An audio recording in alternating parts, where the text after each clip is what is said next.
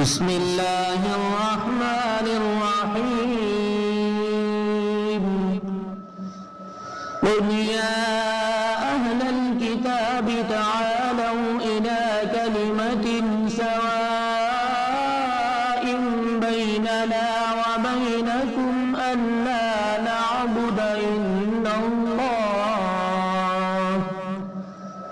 ألا نعبد إلا الله ولا نشرك به شيئا ولا يتخذ بعضنا بعضا أربابا من دون الله فإن تولوا فقولوا اشهدوا بأننا مسلمون يا أهل الكتاب لم تحاجون في إبراهيم وما أنزلت التوراة والإنجيل إلا من بعده أفلا تعقلون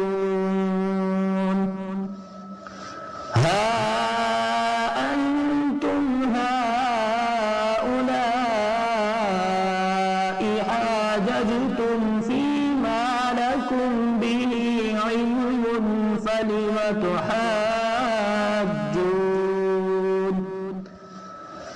فلم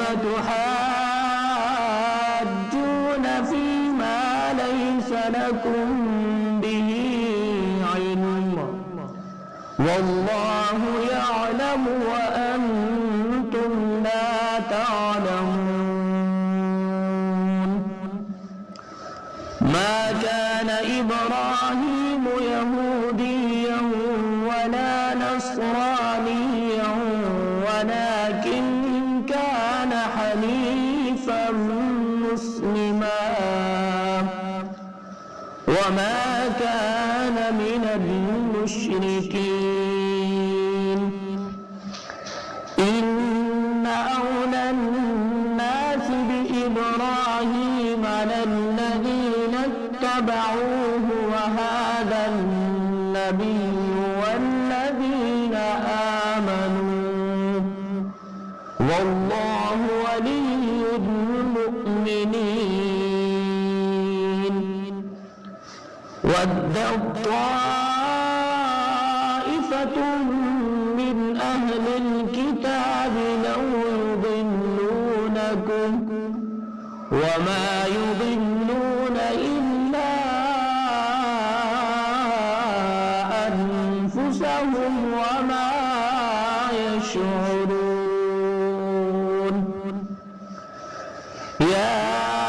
أهل الكتاب لم تكفرون بآيات الله وأنتم تشهدون يا